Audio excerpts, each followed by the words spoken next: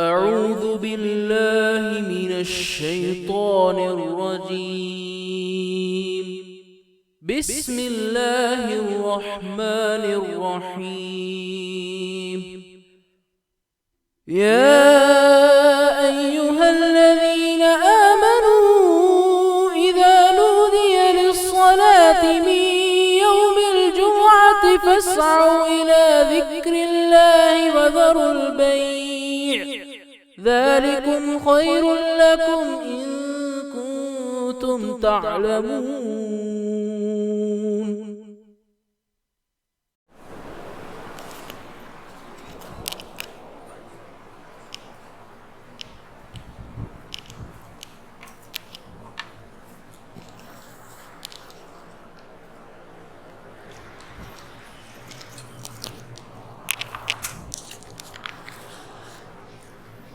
السلام عليكم ورحمة الله وبركاته.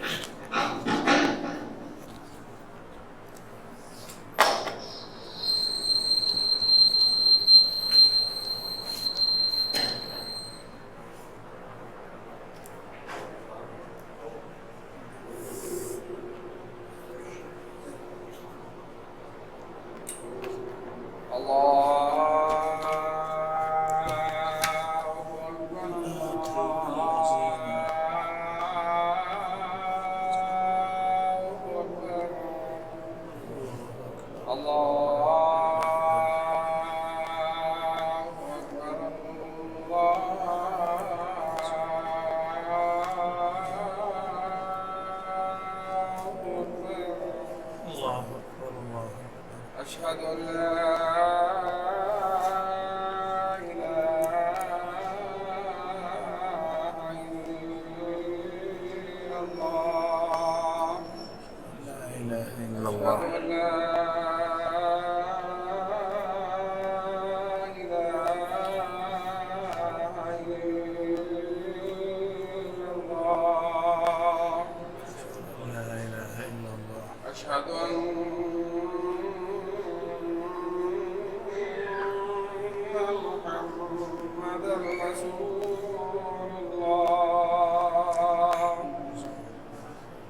أشهد أن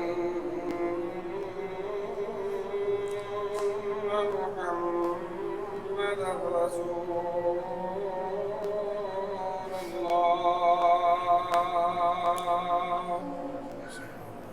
حي على الصلاة،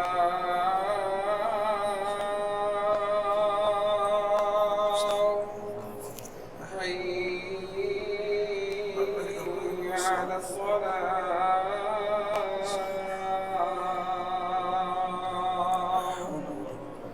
حي على الفلاح،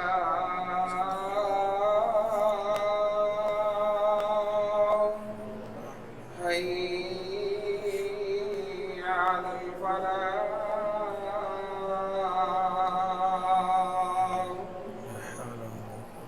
الله أكبر، الله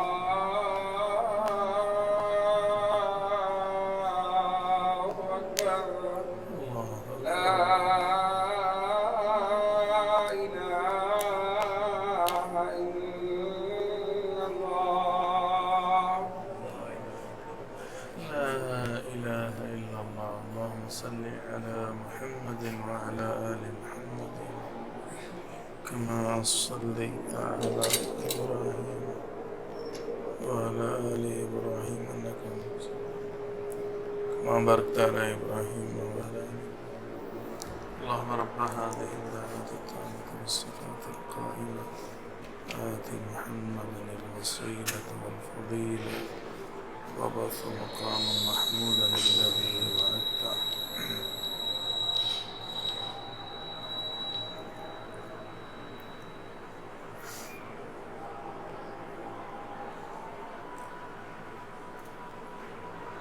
إن الحمد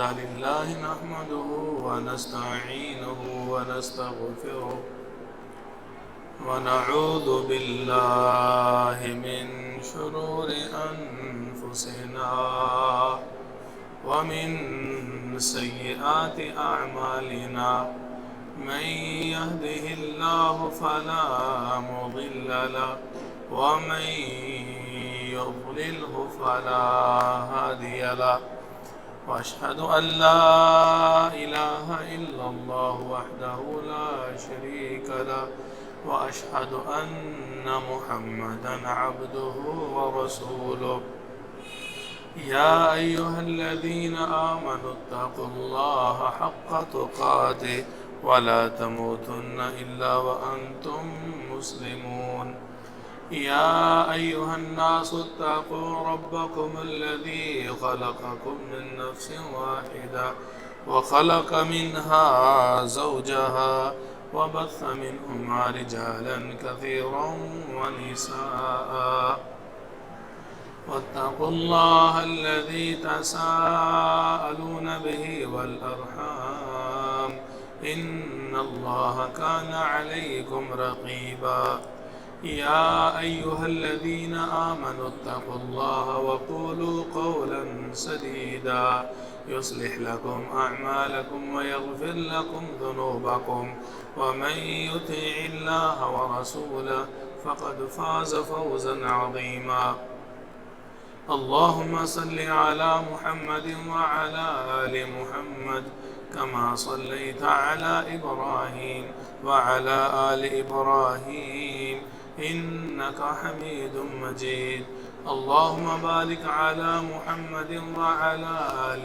محمد كما باركت على إبراهيم وعلى آل إبراهيم إنك حميد مجيد أما بعد فإن خير الحديث كتاب الله وخير الهدي هدي محمد صلى الله عليه وسلم وشر الأمور محدثاتها وكل محدثة بدعة وكل بدعة ضلالة وكل ضلالة في النار أما بعد فأعوذ بالله من الشيطان الرجيم ورهبانية ابتدعوها ما كتبنا عليهم إلا ابتغاء رضوان الله فما رعوها حق رعايتها وآتينا الذين آمنوا منهم أجرهم وكثير منهم فاسقون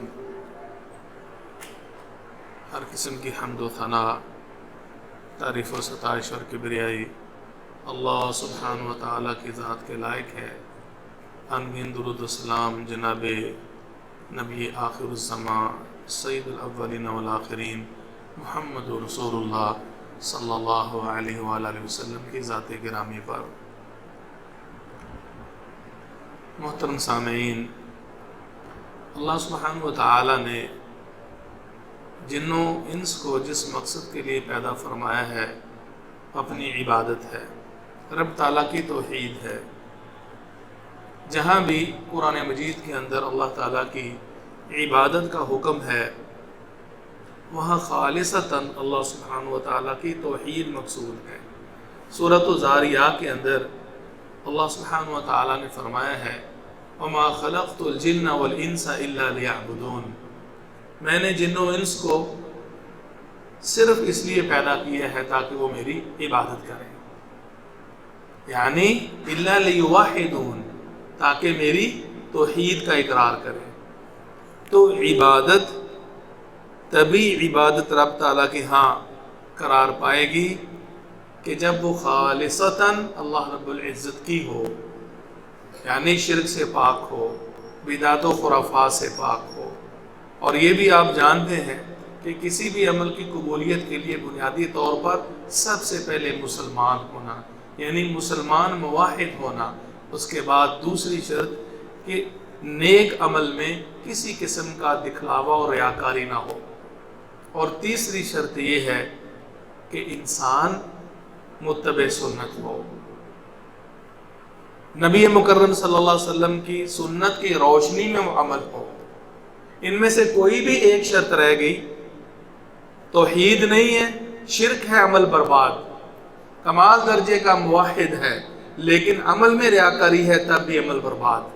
اور اگر توحید بھی ہے، اخلاص بھی بے پناہ ہے، لیکن اس کا عمل سنت سے سپورٹڈ نہیں ہے، یعنی عمل جو کر رہا ہے، ذکر ہے، وہ عبادت ہے، حج ہے، روزہ ہے، نوافل ہے، اگر رسول اللہ صلی اللہ علیہ وسلم کی سنت کی روشنی میں وہ عمل نہیں ہے تو وہ عمل بھی مردود ہے، عمل قابل قبول نہیں ہے۔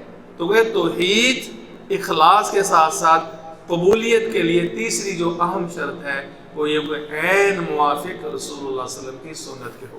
ہم چند واقعہ دیکھتے ہیں صحابہ کرام رضوان اللہ علیہم اجمعین کی زندگیوں کی طرف نظر دوڑاتے ہیں۔ پیارے پیغمبر صلی اللہ علیہ وسلم کا یہ زمانہ مبارکہ ہے، آپ نے چند اشخاص کو دیکھا جن کا عمل سنت کے موافق نہیں تھا، حالانکہ اخلاص بے پناہ تھا، اور جو اصلاح کی گئی ہے وہ عام اشخاص کی نہیں ہے بلکہ رسول اللہ صلی اللہ علیہ وسلم کے صحابہ کرام ہیں۔ بتدریج تربیت فرمائی ہے آپ نے، اور تربیت کے بعد پھر عمدن قصدن کسی بھی صحابی نے مخالفت نہیں کی۔ اس سے واضح ہوتا ہے کہ دین حقیقت میں کیا ہے، اسلام کیا ہے، وہ اللہ کا قرآن اور رسول اللہ صلی اللہ علیہ وسلم کا صحیح فرمان عمل، یہ آپ کی تقریرات ہیں۔ نہ ہم نے اس میں کمی کرنی ہے اور نہ اپنی مرضی سے اس کے اندر کسی قسم کا اضافہ کرنا ہے۔ یہ دین کے اندر مرضی سے اضافہ کرنا اور رغبت کے ساتھ مزید رب تعالیٰ کی رضا جوئی کے حصول کے لیے ان طریقوں کو اپنانا جو طریقے اللہ کے پیغمبر صلی اللہ علیہ وسلم نے نہیں سکھائے، گویا کہ نبی کی تعلیمات سے منحرف ہو کر انسان کسی قسم کا بھی عبادت کا طریقہ وہ اپنائے گا، وہ کیفیت اختیار کرے گا، کسی بھی طریقے اور وقت کو متعین یا دن اور رات کو متعین کر کے وہ رب تعالیٰ کے سرخروئی کے لیے وہ عمل کرتا ہے، لیکن میرے پیارے نبی صلی اللہ علیہ وسلم نے سکھایا تو وہ ساری کی ساری محنت بیکار ہے۔ عبداللہ بن مسعود رضی اللہ تعالیٰ عنہ کا یہ معروف قول ہے، سنہری حروف سے لکھا جانے والا، وہ ہمارے لیے ایک فنڈامنٹل کی حیثیت رکھتا ہے، باقاعدہ اصول اور ضابطہ ہے۔ وہ دارمی والی حدیث اس میں مسجد کے اندر بیٹھے ہوئے چند، یہ ابو نعیم میں بھی حدیث آتی ہے، تفصیلی واقعہ آپ نے سنا ہوا ہے کہ وہ لا الہ الا اللہ سبحان اللہ الحمدللہ وہ باواز بلند پڑھ رہے تھے، انہوں نے رد فرمایا، اور پھر جب انہوں نے یہ بات کہی کہ ما اردنا بذلک الا الخیر، ابو عبد الرحمن ہمارا ارادہ وہ نیکی اور بھلائی کا ہے، اچھا کام تو کر رہے ہیں، ہم کون سا برا کام کر رہے ہیں، ہماری نیت اچھی، لا الہ الا اللہ پڑھنا اچھا، سبحان اللہ پڑھنا اچھا، الحمدللہ، خرابی کیا ہے؟ تو عبداللہ بن مسعود کیا فرماتے ہیں، کم من مرید للخیر لن یصیبا، بہت سے لوگ ہیں جو بھلائی کے چاہنے والے ہیں لیکن چاہنے کے باوجود وہ بھلائی کو حاصل نہیں کر سکتے، ان کو بھلائی نہیں ملتی، اور نہ ملنے کی وجہ کیا ہے کہ وہ سنت کے مطابق نہیں ہوتا۔ ابو نعیم کی روایت ہے کہ وہ لا الہ الا اللہ وَيُصَلُّونَ عَلَى النَّبِيِّ صلی اللہ علیہ وسلم جہراً، باواز بلند وہ درود بھی پڑھ رہے تھے، صلاۃ و سلام بھی پڑھ رہے تھے، یہ ابو نعیم کی روایت ہے۔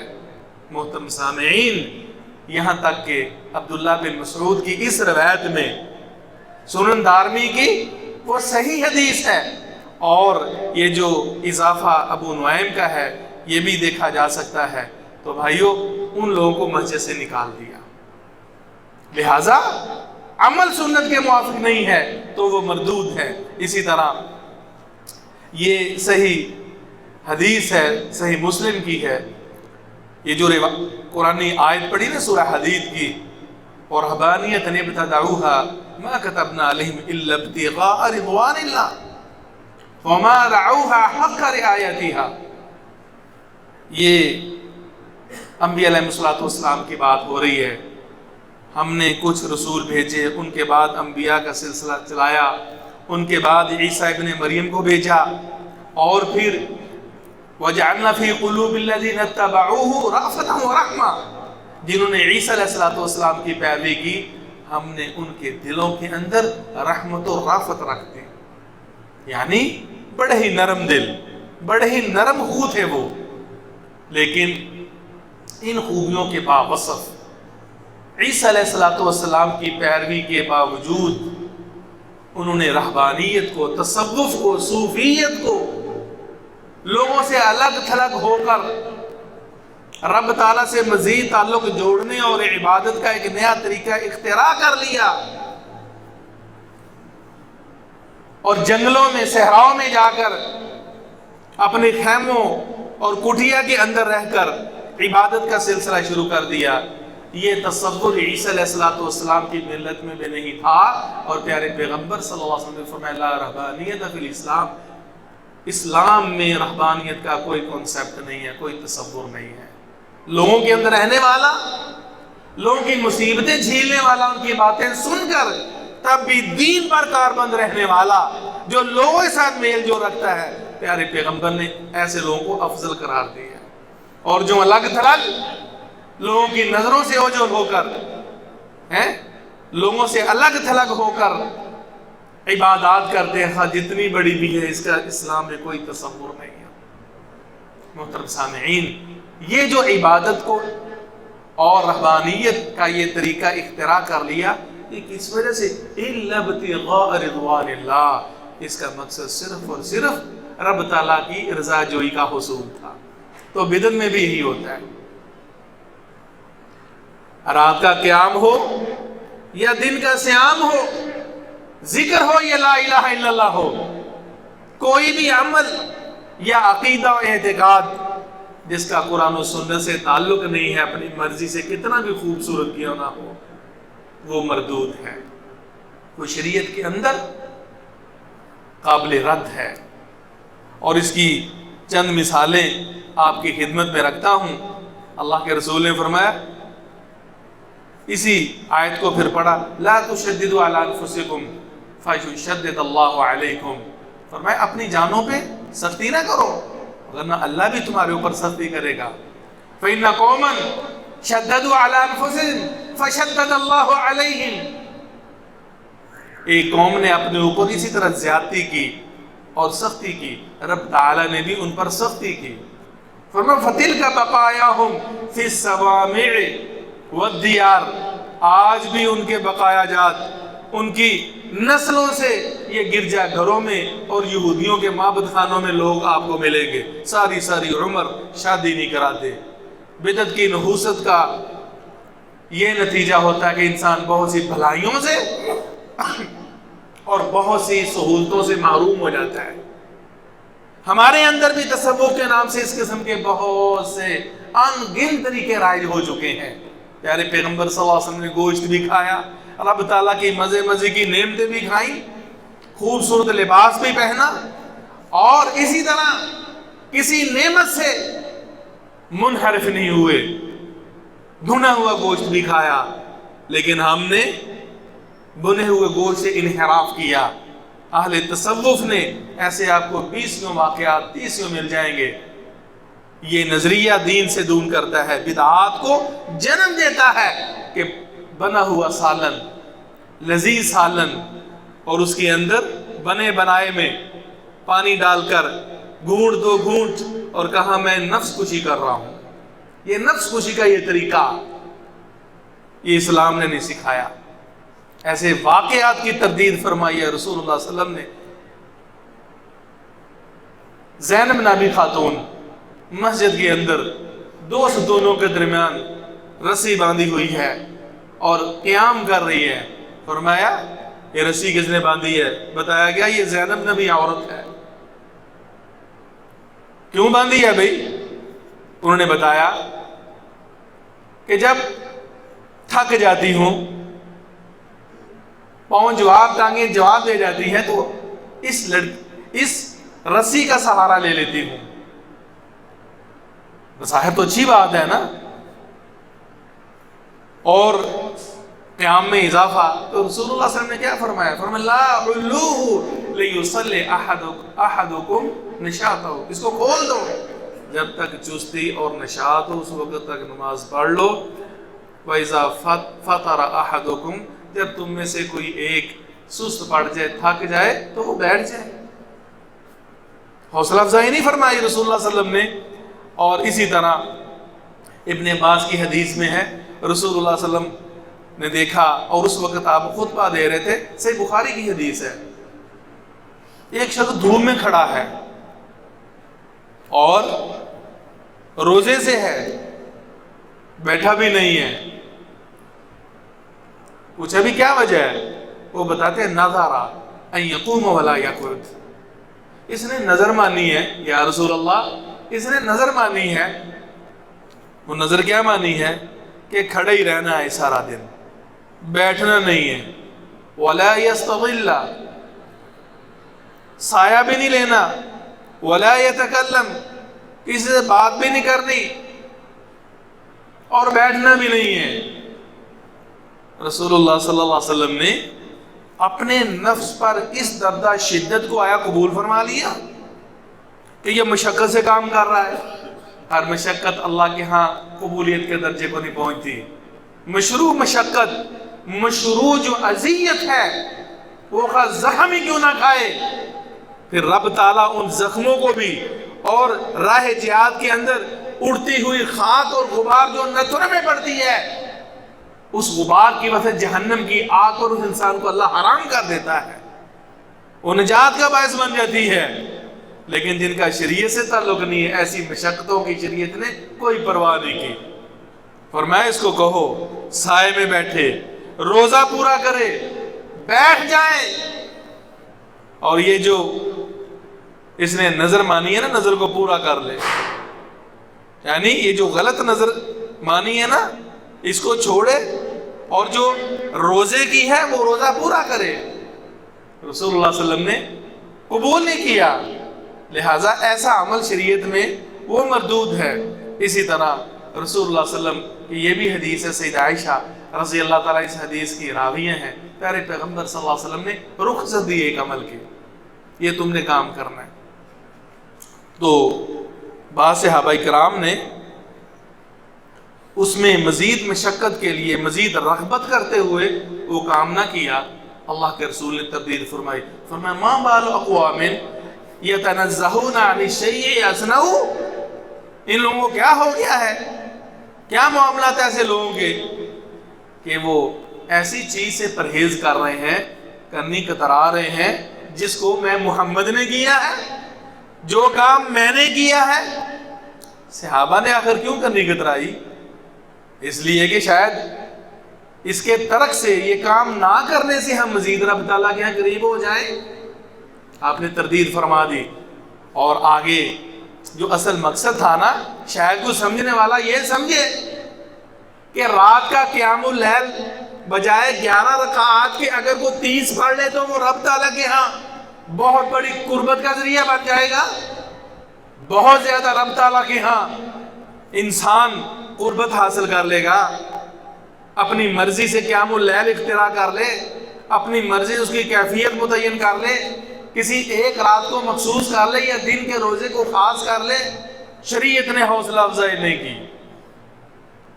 شریعت نے کی، بلکہ فرمایا انی لأعلمکم باللہ، سنو میں تم سب سے زیادہ رب تعالیٰ کا علم رکھتا ہوں، مجھے اللہ کی معرفت سب سے زیادہ ہے۔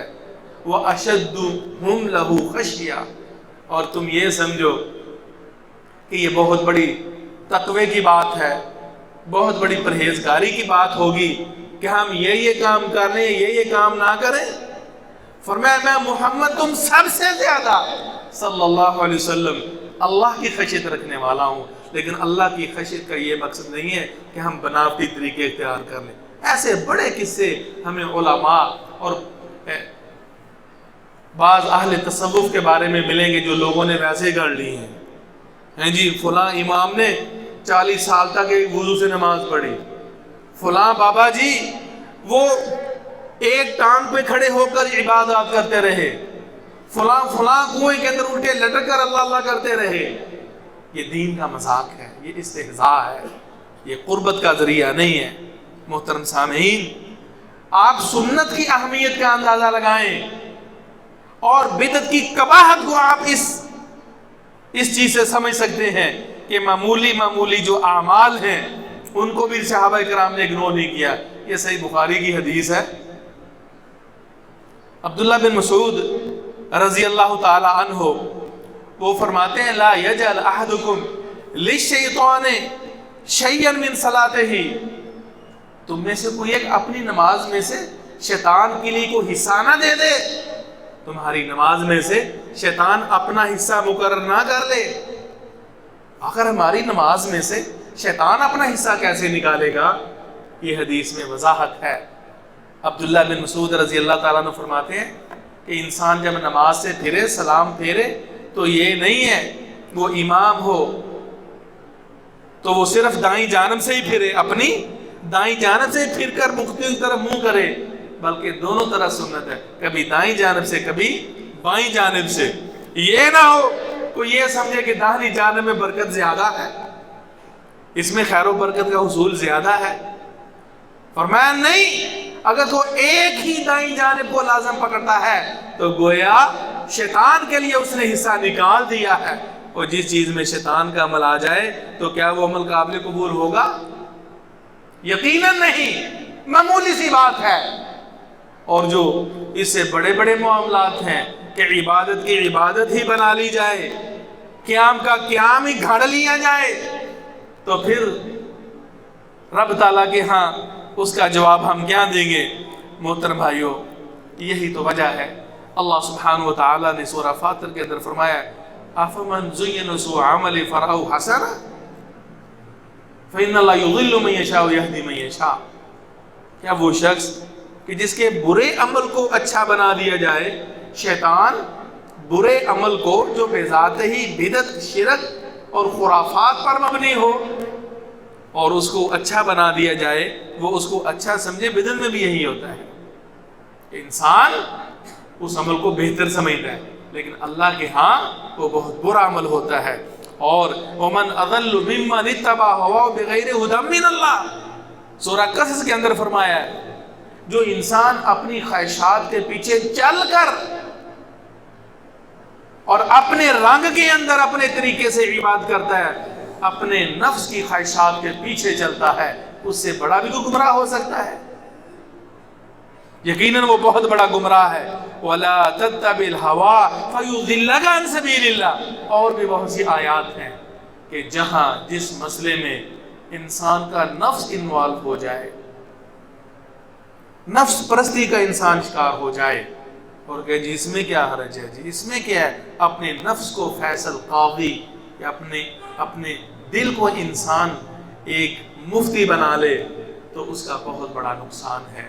محترم بھائیوں، تو عبادت کا جو صحیح تصور ہے اسلام کے اندر وہ یہ ہے کہ انسان ہر عمل اس نیت سے کرے کہ رب کا حکم ہے اور اس طرح کرے کہ پیارے پیغمبر کی سنت کے مطابق ہو، تو وہ اس کے چھوٹے موٹے مرتے دم تک ہر عمل ہی عبادت کنسیڈر ہوگا. اور عبادت کا یہی تصور ہے. آپ مسجد میں داخل ہوں، مسجد کے اندر بیٹھیں ہیں، اپنے ہمسایوں کے ساتھ حسن سلوک کریں، جو بھی اللہ تعالیٰ اور رسول اللہ صلی اللہ علیہ وسلم کی اطاعت میں بھلائی کا کوئی بھی کام کریں، معمولی سے معمولی وہ کام کیوں نہ ہو. ایک راہ چلتے نبینے شخص کا بازو پکڑ کر اس کو روڈ پار کرا دے، ایک کمزور اور ناتواں انسان کو سہارا دے دے، اور ایک بوڑھے انسان ضرورت مند کا حسب توفیق آپ تعاون کر دیں، یا پھر جو چل نہیں سکتا اس کی ہیلپ کر کے اس کو اپنی سواری پہ بٹھا کے چند قدم اس کو آگے لے جائیں، واللہ بہت بڑی نیکی وہ رب تعالیٰ کے لیے. یہ عبادت ہے آپ کی.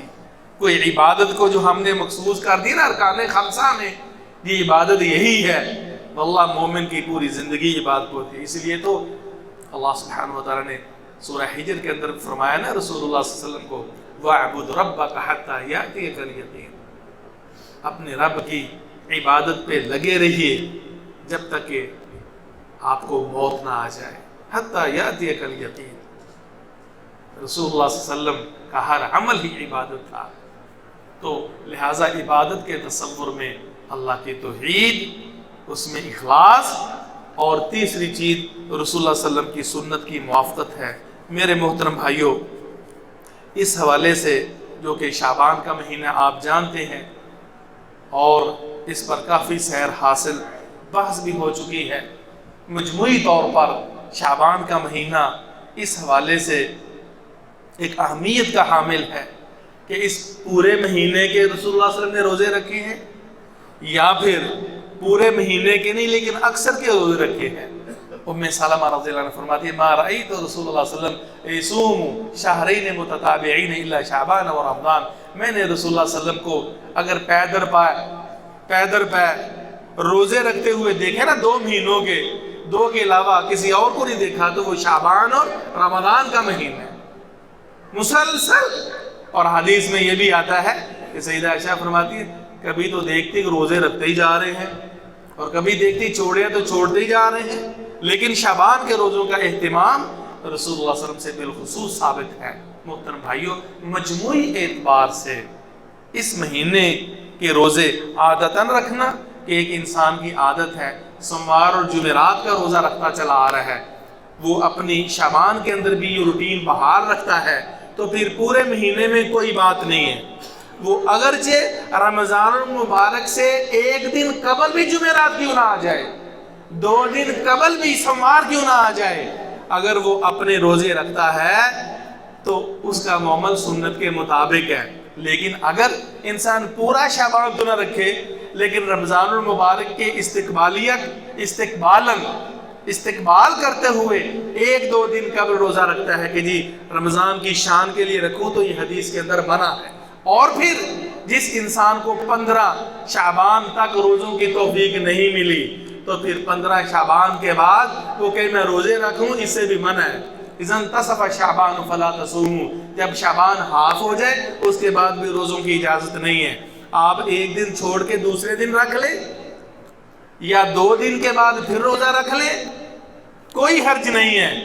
لیکن وہ انسان کہ جو پورے سال کے اندر 15 شعبان کے روزے اور 15 کی رات کا منتظر ہو، اور پھر اس رات جو کہ آج کی رات بنتی ہے اور کل 15 شعبان کا دن ہے، تو اب بالکل انسان کمر بستہ ہو، تو آپ کی خدمت میں محترم بھائیوں ریکویسٹ اور التماس ہے، آپ کو عبادت سے روکنا مقصود نہیں ہے، نعوذ باللہ، آپ کو رات کے قیام سے روکنا مقصود نہیں ہے، ذکر سے روکنا مقصود نہیں ہے، تسبیحات سے روکنا مقصود نہیں ہے، اللہ کی مساجد سے روکنا مقصود نہیں ہے۔ میرا مقصد کیا ہے کہ آپ کے یہ تمام معاملات سنت کے موافق ہوں۔ اگر یہ اتنی بڑی فضیلت تھی صرف اور صرف پورے مہینے میں 15ویں شعبان کا قیام رات کا اور اگلے دن کا روزہ، تو اللہ کے رسول صلی اللہ علیہ وسلم کے دور میں بھی تو آئے ہیں نا شعبان، صحابہ کرام کے دور میں بھی تو یہ شعبان اور راتیں آئی ہیں نا، تخصیص کے ساتھ کچھ بھی ثابت نہیں ہے۔ علماء کرام جو اس امت کے کبار فقہاء ہیں، محدثین ہیں، ان کے نزدیک 15ویں شعبان کے حوالے سے کوئی بھی حدیث مستند نہیں ہے، اور اسی مناسبت سے اگلے دن کا روزہ بھی ثابت نہیں ہے۔ قوموا لیلہ وصوموا نہارہا، حضرت علی کی طرف منسوب ہے رضی اللہ عنہ ارضا، یہ موضوع من گھڑت ہے، اس کے علاوہ بھی اور روایات ہیں، آپ محققین کی گوگل پہ بھی سرچ کر سکتے ہیں۔ ہاں 15ویں شعبان کے حوالے سے ایک روایت جو کہ فی نفس ہی ضعیف ہی ہے، لیکن بعض محققین نے اگر اس کو حسن قرار دیا ہے، وہ ابن ماجہ کی روایت ہے، اس کا مفہوم بھی سمجھ لیجئے آخر وہ حدیث کیا ہے اور اس کی روشنی میں ہمیں کیا کرنا چاہیے۔ فرمایا کہ ان اللہ یطلع فی لیلۃ نصف من شعبان فیغفر لجمیع خلقہ الا لمشرک و مشاہد۔ حدیث کا مفہوم یہ ہے کہ شعبان کی 15ویں جو رات ہے، اللہ سبحانہ وتعالی اپنی پوری مخلوق کو دیکھتا ہے، جھانکتا ہے جیسی اس کی شان کو لائق ہے، اور اس کے بعد پوری مخلوق میں سے ہر انسان کو بخش دیتا ہے سوائے مشرک کے اور کینہ پرور کے۔ اگر ہم اس حدیث کو مستند بھی سمجھیں محترم بھائیوں، تو یہ رب تعالیٰ کا فضل عظیم ہے۔ اس حدیث کی وجہ سے قیام اللیل کا اہتمام کرنا، اس روایت کی وجہ سے چراغاں کرنا، مساجد کو سجانا، مجموعی طور پر لوگوں کو اس رات کی خیر و برکات سے واقف کرانا، اور جتنا بھی ضعیف اور من گھڑت مواد ہے لوگوں کو سنانا، یہ تو ویسے ہی جرم ہے۔ من کذب علی متعمدا فلیتبوأ مقعدہ من النار۔ پیارے پیغمبر فرماتے ہیں جس نے میں محمد کی طرف صلی اللہ علیہ وآلہ وسلم کی طرف جانتے بوجھتے کوئی بات منسوب کی جو میں نے نہیں کہی، وہ اپنا ٹھکانہ جہنم میں بنا لے، کچھ بھی ثابت نہیں ہے۔ اور اگر اس کو صحیح سمجھے تو آپ سوئے ہوئے بھی ہیں، رب تعالیٰ کا فضل عظیم ہو کہ آپ کو بخش دیا جائے گا۔ اہتمام کریں گے، رات کو متعین کر کے عبادت کریں گے تو وہ بدعت بن جائے گی۔ صبح کو اسی نیت سے روزہ رکھیں گے تو وہ پیارے پیغمبر کی سنت نہیں ہوگی۔ ہم جو بچ رہے ہیں قیام اللیل سے، وہ عبادت کی غرض سے بچ رہے ہیں، جو روزے مخصوص سے بچ رہے ہیں، جس کو ہم نے خاص کیا ہے، جس گھڑی کو ہم نے متعین کی ہے، اگر اس سے بچ رہے ہیں تو پیارے پیغمبر کی محبت میں بچ رہے ہیں، سنت کے دفاع میں بچ رہے ہیں، پیارے پیغمبر صلی اللہ علیہ وسلم کی سنت کو بلند کرنے کے لیے بچ رہے ہیں، اور وہ طریقہ دکھاتے ہیں جو سید الانبیاء کا طریقہ ہے۔ محترم بھائیوں، دو باتیں جو کرنے والی ہیں کہ مشرک اور کینہ پرور جو اپنے سینے کے اندر حسد اور بغض لیے ہوئے بیٹھا ہے اپنے دوسرے بھائی کا، اس کے سوا اللہ سب کو بخش دیتا ہے۔ تو اگر غور کرنا ہی ہے، اس میں کسی جشن کا ذکر ہے، عربی کے الفاظ بھی پڑھے ہیں میں نے، اتنا ہی ہے نا، آسمان دنیا پہ رب تعالیٰ جیسے وہ اپنی مخلوق پہ جھانکتا ہے، سوائے مشرق اور مشاہن کے سب کو بخش دیتا ہے، کوئی ہے؟ چراغاں کرنے کا، مساجد سجانے کا، قیام اللیل کرنے کا، روزہ رکھنے، کچھ بھی نہیں ہے۔ ہمیں بھی کچھ نہیں کرنا چاہیے۔ ہاں، جو تسلسل کے ساتھ قیام اللیل کرتا ہے، جو عمومی روٹین اور عادت کے مطابق روزے رکھتا ہے، وہ رکھتے، سمار جمعرات کا، 15 شعبان کا بھی رکھ لے، لیکن صرف ایک روزہ اس نیت سے کہ اس کی بڑی فضیلت ہے، قیام کی بڑی فضیلت ہے، تو یہ ایک رسم ہے، اس سے متعلقہ تمام روایت ضعیف ہیں۔ اور دوسری بات یہ ہے کہ یہ فیصلوں کی رات بھی نہیں ہے۔ سورہ دخان کی جو آیت پڑھتے ہیں نا، اِنَّا أَنزَلْنَا فِي لَيْلَةٍ مُبَارَكَةٍ، ہم نے اس قرآن کو لیلہ مبارکہ میں نازل کیا۔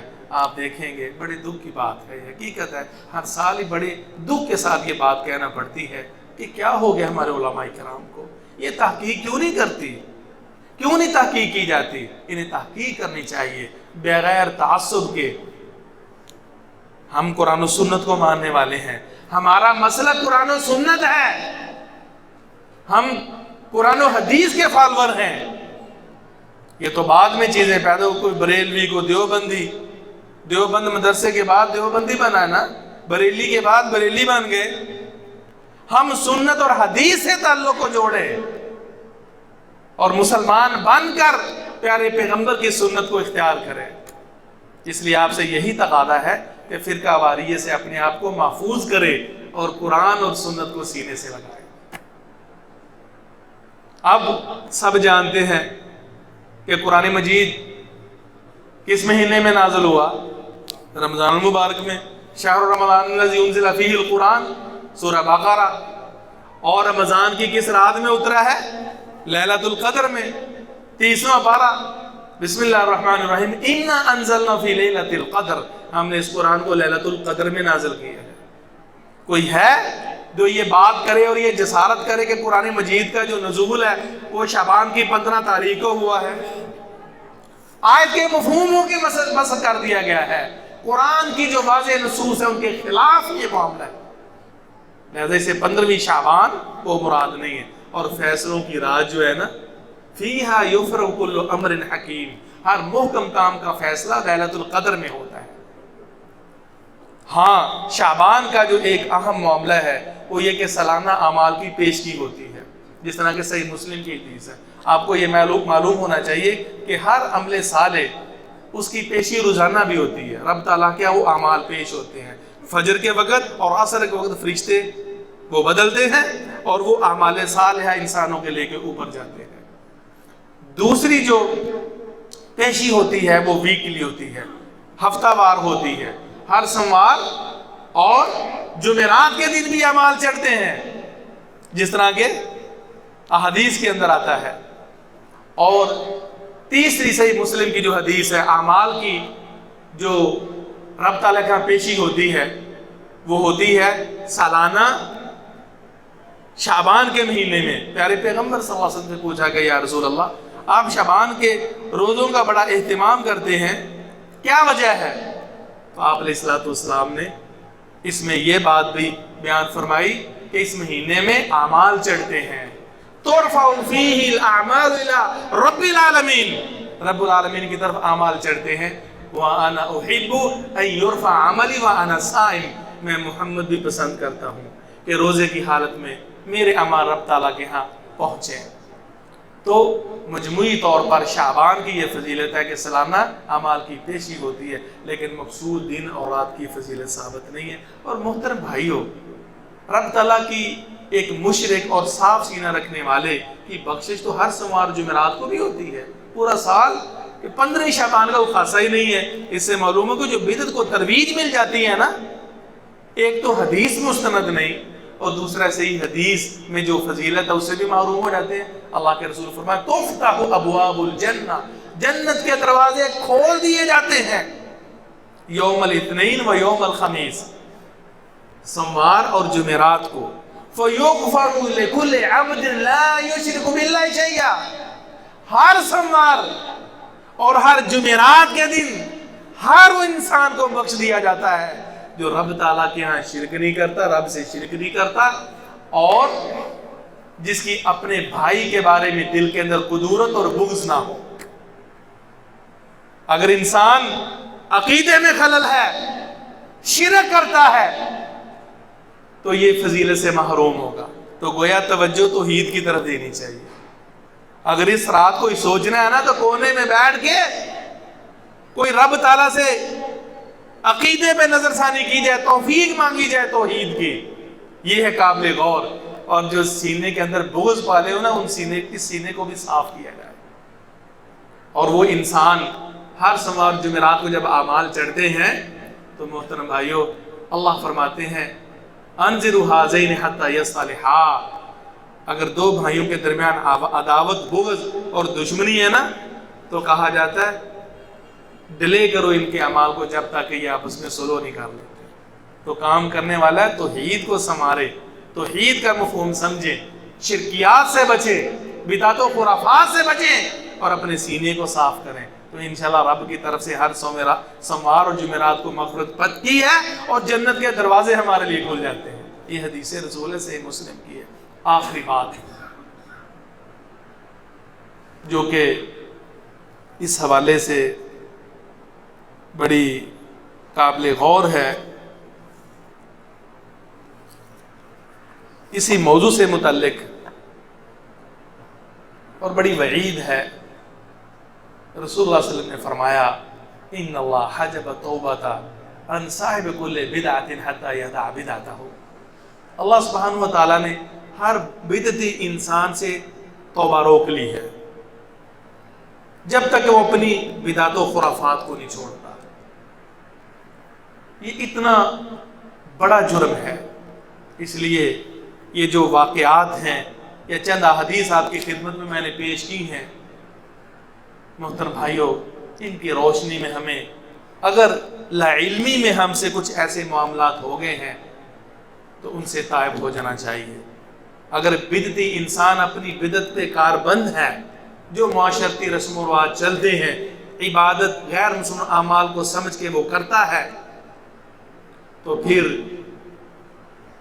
ان اعمال کی بجا آوری کے ساتھ ساتھ ان بدعات کو اپنانے کے ساتھ ساتھ کبھی بھی توبہ قبول نہیں ہوگی، کبھی توبہ قبول نہیں ہوگی. اللہ سبحانہ و تعالیٰ سے دعا ہے کہ اللہ رب العزت ہمیں صحیح سنت کے مطابق چلنے کی توفیق نصیب فرمائے. آگے ایک حدیث ہے جس کی وضاحت میں دوسرے خطبے میں انشاءاللہ کرتا ہوں کہ کیا اس سے بھی 15ویں شعبان کا روزہ ثابت ہوتا ہے کہ نہیں ہوتا. یہ ایک اعتراض سمجھ لیجئے یا ایک دلیل سمجھ لیجئے جس کو کہ عام کیا جا رہا ہے صحیح مسلم اور بخاری کی حدیث کی روشنی میں، اور سوشل میڈیا پہ یہ مرزا محمد علی صاحب کا یہ ویڈیو وائرل ہے. تو ہم اس کا مختصر سا جائزہ لیتے ہیں اور اس سے آپ کو بات سمجھ میں آ جائے گی کہ حدیث فہمی، حدیث کو صحیح طریقے سے سمجھنا کس قدر ضروری ہے.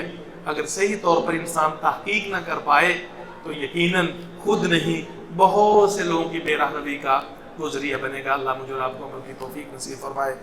سبحان ربک رب العزت عما یصفون وسلام علی المرسلین والحمد للہ رب العالمین. ان الحمد للہ نحمده ونستعینه ونستغفره واشهد ان لا اله الا الله وحده لا شريك له واشهد ان محمدا عبده ورسوله اما بعد. محترم بھائیو، آپ اس حوالے سے شاید سوچ رہے ہوں یہ مخصوص مسائل ہیں، اس پہ اتنا کیوں زور دیا جا رہا ہے؟ اصل جس انسان کا دین محفوظ ہے نا، اس کا سب کچھ ہی محفوظ ہے. جس انسان کا عقیدہ محفوظ ہے اس کا سب کچھ محفوظ ہو جاتا ہے. جس انسان کو یہ توفیق نہیں ملتی کہ وہ صحیح نہج پر قرآن و سنت کو سمجھ پائے یا رسول اللہ صلی اللہ علیہ وسلم کی سنت کا صحیح تعارف حاصل کر پائے، اگر وہ اس توفیق سے محروم ہے تو اس کی جو زندگی ہے وہ بے راہ روی کی ہے اور گمراہی کی ہے. اس لیے ہم اس مسئلے کو نکھارنے کے لیے کہ قطع نظر کہ جو ضعیف روایات ہیں اس سے ہٹ کر عمران بن حسین کی حدیث ہے، بخاری میں 1983 نمبر ہے اور صحیح مسلم کے اندر بھی ہے 2751 نمبر. اس سے بعض لوگوں نے جس طرح کے جماعت المسلمین ہیں انہوں نے استدلال کیا ہے، اور کچھ اور لوگ بھی اب یہ بات کہنا شروع ہو گیا کہ جی حدیث صحیح میں 15ویں شعبان کا روزہ ثابت ہے. ہوا یہ کہ سیدنا عمران بن حسین رضی اللہ تعالی عنہ کو رسول اللہ صلی اللہ علیہ وسلم نے کہا اصمت من سارار شہر یا سارار شعبان، بھئی عمران کیا تو نے شعبان کے آخر میں روزہ رکھا ہے؟ 15ویں شعبان کا یا شعبان کے آخر میں، 15ویں کا نہیں شعبان کے آخر میں کیا تو نے روزہ رکھا ہے؟ ان کا نہیں اللہ کے رسول. تو آپ علیہ الصلوۃ والسلام نے فرمایا جب تو رمضان المبارک سے فارغ ہو نا تو پھر ایک دن کے بدلے 2 روزے رکھ لینا. محترم بھائیو، حدیث کے اندر جو لفظ سرر آیا، سین را سرار یا سرار یا سرر سرر سرر، یہ وہ لفظ بنیاد ہے کہ اس کا مفہوم کیا ہے. علماء کرام نے اس لفظ کے کہ جو عمران بن حسین رضی اللہ تعالیٰ نے کسی اور شخص کو مخاطب ہو کے فرمایا کہ تو نے شعبان کے سرر کے روزے رکھے ہیں کہ نہیں رکھے، اس کا مفہوم کیا ہے؟ 3 قول ہیں. بعض نے کہا کہ سرر الشہر ہر مہینے کے آغاز کو کہتے ہیں. مقصد تھا کہ ہر مہینے کے آغاز میں یا شعبان کے آغاز میں تو نے روزے رکھے ہیں. تو انہوں نے کہا نہیں، لیکن یہ جو ہے نا کہ سرر سے مراد وہ شعبان کا ابتدائی حصہ ہے یا ہر مہینے کا ابتدائی حصہ ہے، وہ درست نہیں ہے. اس لیے کہ لفظ سرر کے معنی وہ پوشیدگی کے ہیں، سر بھید راز. جتنے بھی اہل لغت ہیں، ابن سکیت ہیں، ابو عبیدہ ہیں، امام کسائی ہیں، امام فرا ہیں، جمہور اور اکثر علماء کرام نے جو سرر کا مفہوم اور معنی بیان کیا ہے نا وہ مہینے کا آخر کیا ہے، مہینے کا آخر کیا ہے. اور ایک رائے کے مطابق وہ کہتے ہیں کہ درمیان مہینہ مراد ہے، مہینے کا درمیان مقصد جو مہینے کا درمیان کہتے ہیں نا، وہ کہتے ہیں کہ رسول اللہ صلی اللہ علیہ وسلم کے پوچھنے کا مقصد تھا کہ بھئی عمران، کیا تو نے شعبان کے درمیان میں روزہ رکھا ہے؟ اور شعبان کا درمیانی حصہ کیا بنتا ہے؟ 15 شعبان۔ کون سی ڈیٹ بنتی ہے؟ 15 شعبان۔ تو انہوں نے چھوڑ دیا تھا۔ تو مقصد یہ ہے کہ پیارے پیغمبر ترغیب دے رہے ہیں، یعنی یہ تیسرا موقف ہے، سرر سے مراد مہینے کا شروع یا آخر یا درمیان۔ اب استدلال 15ویں شعبان پہ یہ ہوتا ہے کہ آپ نے جو الفاظ فرمائے ہیں نا سرر کے، اس کا مطلب یہ ہے کہ مہینے کا درمیان۔ اب اس کے لیے وہ صاحب فرماتے ہیں کہ جس صحیح مسلم کے اندر وہ حدیث ہے جس سے بالکل یقین ہو جاتا ہے کہ اسے 15ویں شعبان ہے، کیونکہ اس کے اندر سرۃ ھذا الشہر کے آتے ہیں۔ سرہ کہتے ہیں ناف کو، عام لفظوں میں ناف کو، یہ بدن کا درمیانی حصہ ہے تقریباً۔ تو اس لحاظ سے کہتے ہیں جو نبی صلی اللہ علیہ وسلم نے عمران بن حسین کے، جنہوں نے غالباً اس وجہ سے روزہ چھوڑ دیا کہ رمضان سے قبل روزہ نہیں رکھنا چاہیے، استقبالاً رمضان کے استقبال کے لیے روزہ نہیں رکھنا چاہیے، تو اس وجہ سے چھوڑ دیا۔ لیکن پیارے پیغمبر سمجھا رہے تھے کہ جب انسان ایک عادتاً روزہ رکھتا ہے ہر مہینے کے آخر میں یا ہر مہینے کے درمیان میں، تو پھر کیوں چھوڑا ہے؟ تو ترغیب دلائی، لہذا فرمایا اس بدلے میں تم 2 روزے رکھو۔ تو محترم سامعین، یہ دلیل کمزور ہے۔ سرر کا جو مفہوم ہے، اس کا مفہوم جمہور نے مہینے کا آخر کیا ہے، اور عمران بن حسین رضی اللہ تعالیٰ عنہ، امام خطابی نے بھی، ابن حجر نے بھی، کہ آپ کا مقصد تھا کہ تم نے جو تمہاری عادت ہے یا نظر مانی ہوئی ہے ہر مہینے کے آخر میں روزہ رکھنے کی، تو نے شعبان کے آخر میں کیوں نہیں روزہ رکھا؟ تو انہوں نے شاید اس لیے چھوڑ دیا کہ رمضان سے قبل 1-2 دن روزہ پہلے نہیں رکھنا چاہیے، حالانکہ یہ استثناء ہے کہ رمضان سے قبل اگر انسان کی عادت ہے کسی دن روزہ رکھنے کی تو پھر کوئی بات نہیں، اور رمضان سے قبل بھی کیوں نہ ہو۔ تو اس لیے آپ نے حوصلہ افزائی کی کہ تو شعبان کے آخر میں روزہ رکھتا تھا، تو اب تو نے کیوں چھوڑ دیا؟ لہذا چھوڑا ہے تو اس کے بدلے میں 2 روزے رکھو، یہ مستحب ہے۔ تو سرہ کا لفظ میرے بھائیوں یہ درمیان میں تو ہوتا ہے، لیکن سرہ کے مفہوم کے اندر بھی چھپنے کا معنی ہے۔ جو باقی حدیث میں لفظ سرر آیا نا، چھپنے کا معنی، تو سرہ کی جمع سرر ہے۔ امام مسلم نے اس حدیث کو ذکر کیا، 4 حدیث سے ثابت ہوتا ہے کہ درمیان مراد لیں تو درمیان بھی مراد لیں تو ایام بیز ہے، امام نبی نے کہا ہے۔ تو سرۃ ھذا الشہر سے مراد ترغیب ہے، اور دیگر حدیث بھی ایام بیز کے روزے رکھنا ثابت ہیں۔ جتنے بھی آئمہ ہیں اگر انہوں نے درمیان مہینہ لفظ سرر سے مراد لیا ہے تو تب بھی 15ویں شعبان کا اکیلا روزہ نہ امام مسلم نے لیا ہے نہ امام نبی نے اس کا باب باندھا ہے۔ تو صرف لفظ سرہ کو لے کر یہ معنی کرنا ناف درمیان میں ہوتی ہے تو یہ استدلال ٹھیک نہیں ہے، نہ امام مسلم کا مقصد ہے۔ اس درمیان سے مراد، سرہ سے مراد، جس طرح کہ دیگر حدیث میں وہ اس کی جمع آئی ہے، اس سے مراد ایام بیز ہیں، یعنی 13، 14 اور 15۔ لہٰذا جو بھائی اس حدیث کے روشنی میں کہ جی 15ویں شعبان کا روزہ اس مسلم کے حدیث سے ثابت ہوتا ہے، وہ استدلال بھی اکثر جمہور علماء اکرام کے لحاظ سے غلط ہے، نہ لغوی طور پہ صحیح ہے اور نہ یہ فقہی طور پر، نہ حدیثی طور پر۔ اللہ تعالیٰ مجھے اور آپ کو عمل کی اور سمجھنے کی توفیق نصیب فرمائے۔ جتنے بیمار بھائی ہیں اللہ ان کو شفا دے، اور جتنے فوت شدگان ہیں اللہ سبحانہ وتعالیٰ ان مسلمان بھائیوں کو مغفرت فرمائے۔ ربنا آتنا فی الدنیا حسنہ وفی الآخرۃ وقنا عذاب النار۔ اللهم اشف مرضانا ومرضى المسلمين یا قاضی الحاجات اقض حاجاتنا وحاجات المسلمين۔ سبحان ربک رب العزة عما یصفون وسلام والحمد للہ رب العالمین۔